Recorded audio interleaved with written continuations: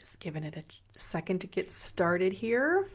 It seems to be a little slow. Oh, it's a Sunday morning when I'm doing this, so maybe everybody's just up and checking out their internet. Hey, everybody! Welcome to day 8 of Get Out of the Rat Race Rut. I am Beth Campbell, career coach and mentor, former corporate captive, now helping you find your work wonderland or your life wonderland.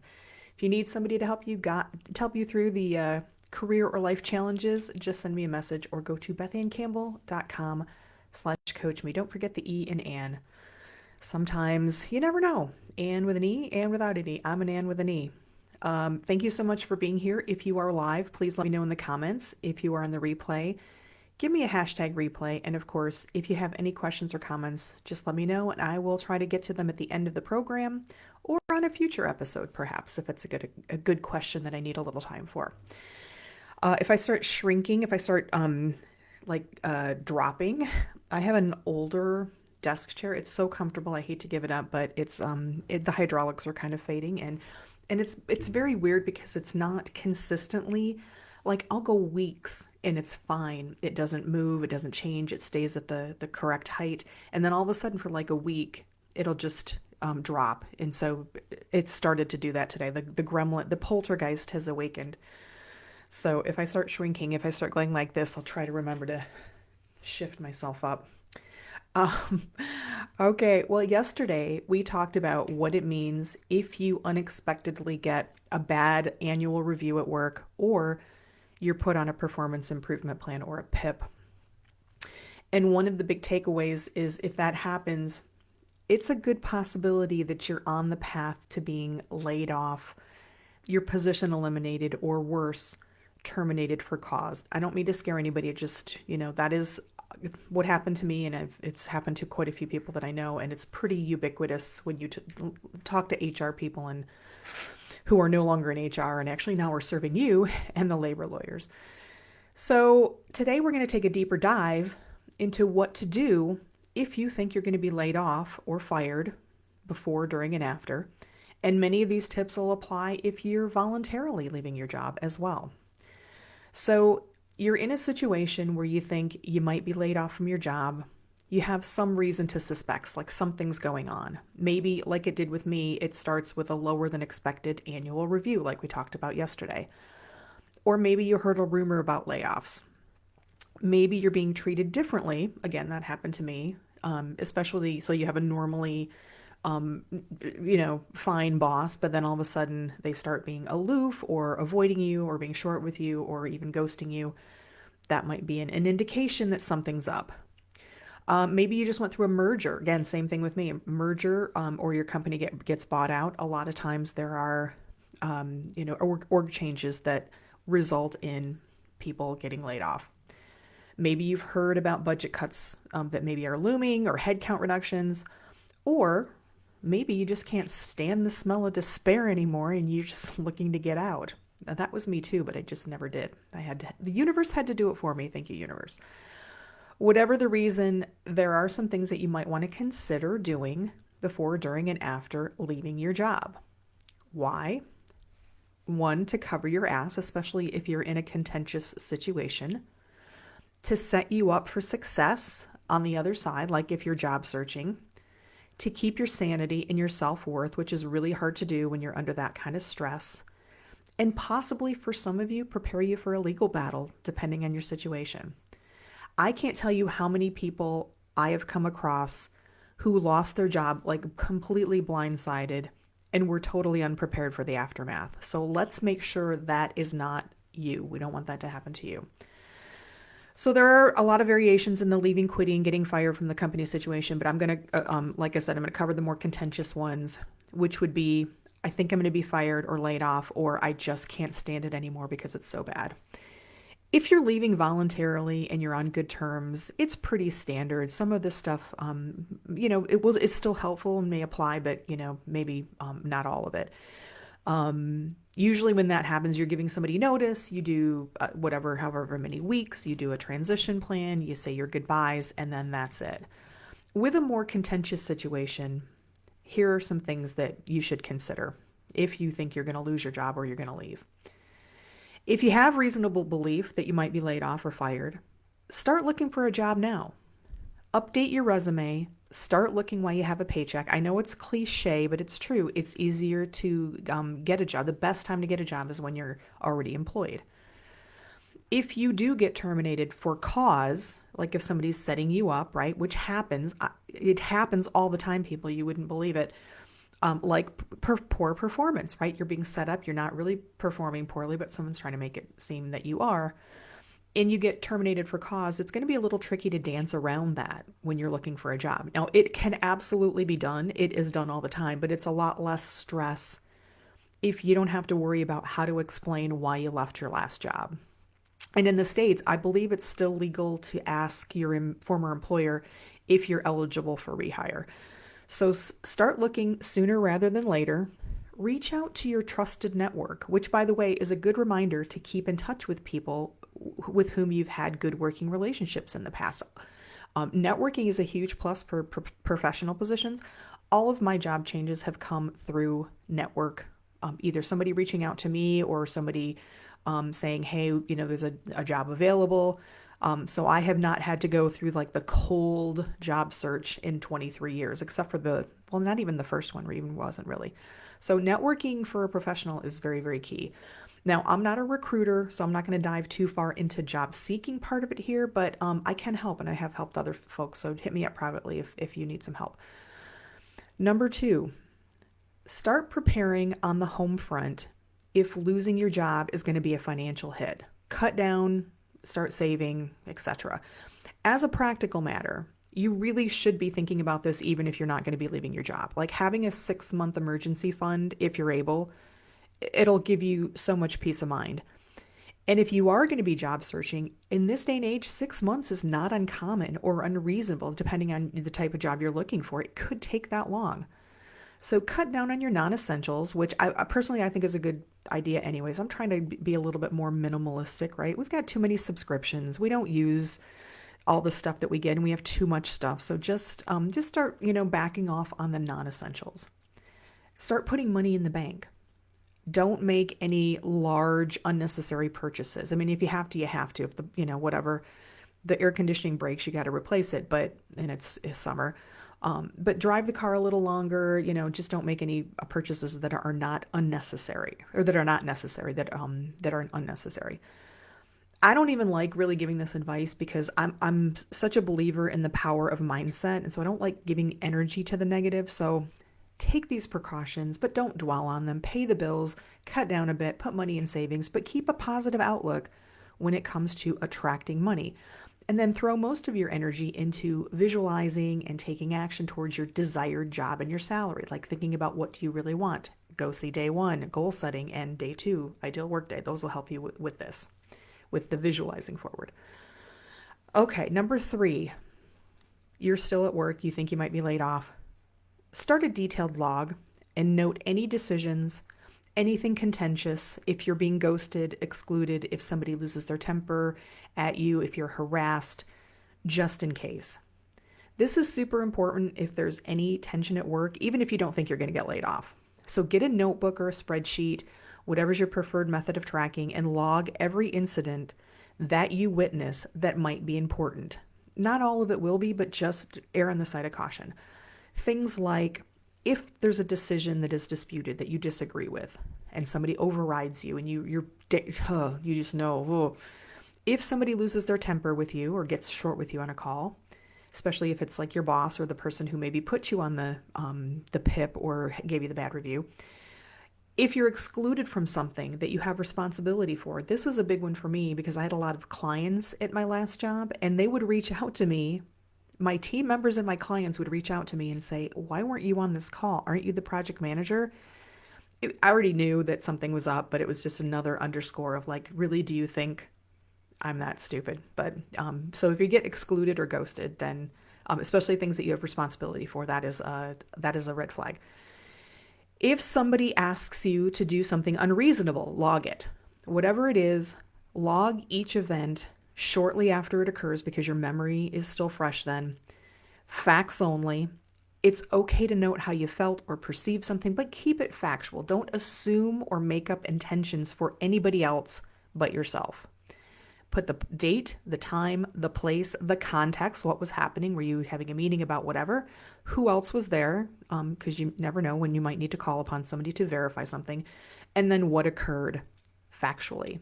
And I would do this on paper or on your personal computer, just because you don't know if you're going to have access to that document after the fact. So, speaking of which, great segue.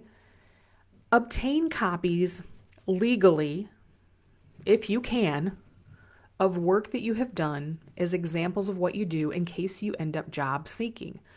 I have witnessed a few really sad situations where people have completely been blindsided after decades, got laid off or terminated, and they have zero physical or digital examples of the work that they've done over the years. Now, I am not condoning violating company policy, and I'm not suggesting you use those documents for anything other than examples for a future employer as reference for personal use. And obviously, if you have those documents, then you just make sure that they're scrubbed so you don't have any information there that shouldn't be sent out. But think of things like templates that you've created, comprehensive specifications, technical docs, diagrams, proposals, project documents, designs, anything that you created and spent a lot of time on. You probably did a shitload of work, and sometimes it's helpful to have those examples when you're job shopping. Again, do not violate your company policy. That includes emailing stuff to yourself, so just be careful about what you're doing, because that might come up to haunt you later. So be careful, be legal, but get copies, if you can, of the important work that you did, if possible. Next, continue to kick ass and impress your clients, your coworkers, your internal business partners, your customers, whatever. They might be helpful when you leave. So first of all, you don't want to give any reason for your company or your boss to fast track you to the door by being a dick back to them or anybody, even if they deserve it. Unless you want, if you want to be fast tracked, then, but just be careful. You don't want to do anything that could be used against you. So don't give up and just, I'm done. Don't loud quit. Don't slack off. Don't deliberately not meet deadlines or sabotage or anything like that. Don't lose your cool. Work through your stress. Get it down. Breathing. Do your badass work, just like always. If you have challenges, bring them out, ask for help, document every decision in email, just do like your normal badass self. And then bonus, when you take the high road and you continue to cultivate these relationships with people that you work with and work for, it could be helpful in the future. They could be references for you. Maybe they leave the company soon and then they ask you to come and join their new team. Maybe they have a contact at another company for a job opportunity. Maybe they just know of a job opportunity. So be a good neighbor. After I left my last job, before I decided I wasn't going to do any kind of corporate-y type of work, I reached out to some of my clients that I had really good working relationships, and I had an opportunity. I ended up not taking it, but, so just, continue to be a good neighbor. All right. Next. Contact a lawyer if you get let go and you feel that it was a wrongful termination. So if you've been let go unfairly, you may have a wrongful termination case. Even if you don't think you have a case, or even if you've gone to a lawyer and you got turned down, there might be other agencies that you can get in touch with. Yes, even if you sign something that you have to sign to get your severance pay, there are agencies out there, depending on your company, your industry. I know this because I know this happened to somebody that I know, where there was a mechanism, a method for which you could make a type of a complaint. There could be state agencies that are, governing agencies. So don't rule those out. But if you have not and you think you might have a situation, definitely contact a lawyer. Now, as far as severance pay, I'm just going to tangent off here for a second. If you sign a non-disclosure or any kind of contract to get your severance pay, which I think is legal, they can't deny you your regular pay at all. So don't let anybody tell you that. But you might be offered a severance pay if you sign something. And just know that if you sign it, you are bound by that contract. So just be careful. That doesn't mean that there are still some things that you may be able to do, but if it says you can't sue us, you might have a problem there. I know for some people, severance pay is critical and you can't turn it down. And I am respectful of that. I was offered an insulting 2 weeks of severance pay, and I had to sign an NDA, and it said that I couldn't talk about the terms of my severance package offer. I couldn't talk about the company. I agreed not to sue, all that kind of stuff. So I said 2 weeks pay is not worth it because I had done my prep beforehand, right? So I had been chucking money in the bank. So I didn't need it. So I declined it because I wanted to be able to speak freely about what happened to me. And I will just speak freely and tell you that it was just an insulting amount of money. And there's no way that I was going to sign away my rights for that. So anyway, all right, so back to the topic. Contact a lawyer if you think or if you know you're dealing with a bias or harassment. It might be worth trying. I follow some labor attorneys on social media, and some of their cases really surprised me, like, oh, you could sue for that? Yeah, so don't rule out lawyers or other entities that your company might have to answer to. So, number 7, do whatever you can to keep your stress down before, during, after. And I know this is hard, but it is so critical. Before you leave your job, remember you are not alone. I believe you when you say you're being targeted. It doesn't mean that you're not a badass, right? Getting laid off doesn't define you. Getting terminated for cause doesn't define you. You define your value. During the actual getting laid off, which I will tell you about mine here briefly.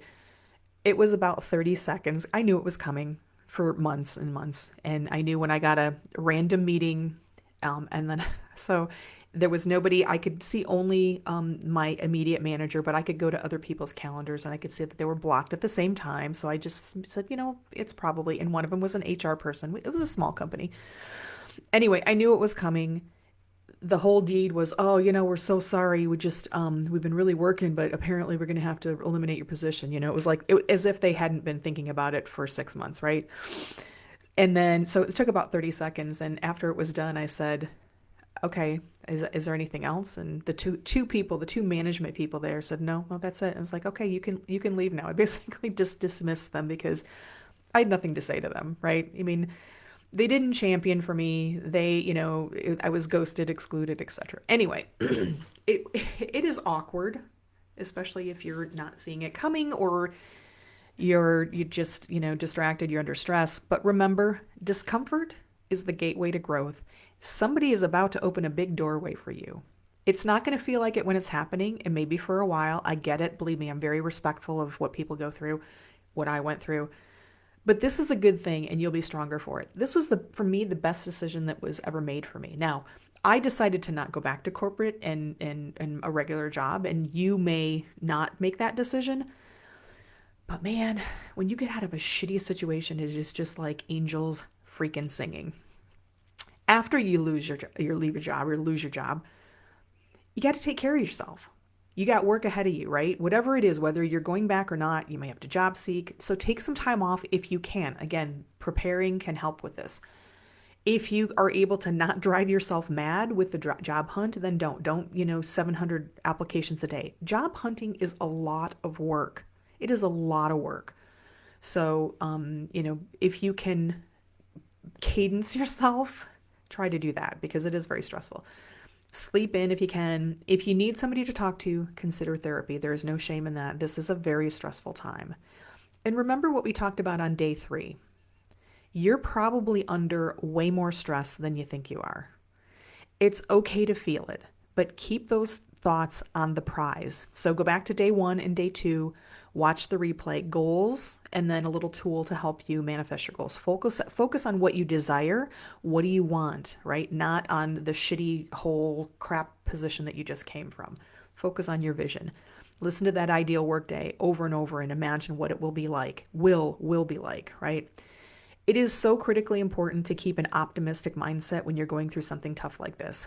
I do believe with all my heart and soul, our energy can contribute to or even cause situations. So try to focus on the good, the future, and gratitude. And again, I know it's hard. And then, maybe look at your situation from another perspective, as I had to. Like, what if you're being pushed in the right direction? Even as difficult as this is, maybe you've just been wishing for something better so long, Now the universe is coming back and saying, okay, here you go. What if this is a sign? There are greater things to come. Remind yourself how awesome you are, seriously. Okay, there's so much more. We could talk about this for days. There are a lot of nuances of losing your job. This is just the beginning. But if you follow some of these tips, they can help, and they can help you prepare you for a situation that isn't comfortable, but it might make it a little easier and help you focus in the right direction, which is forward to your future, to your great vision. All right, so tomorrow I'm going to talk about self-image, how we feel about ourselves. That's the set of beliefs that we have about ourselves, which, believe it or not, impacts everything in your life. And working on your self-image can also be very helpful if you're in a situation like we just described. So I hope to see you for that one. Check it out. And I'll have some helpful activities for that session that you can work on, and maybe do a few of them while you're looking for your best job ever. So I don't see any comments coming in. Sunday morning, nobody's even up yet in the United States.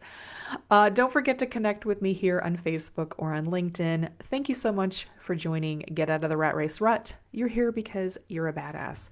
Don't let anybody tell you otherwise. I'll see you tomorrow.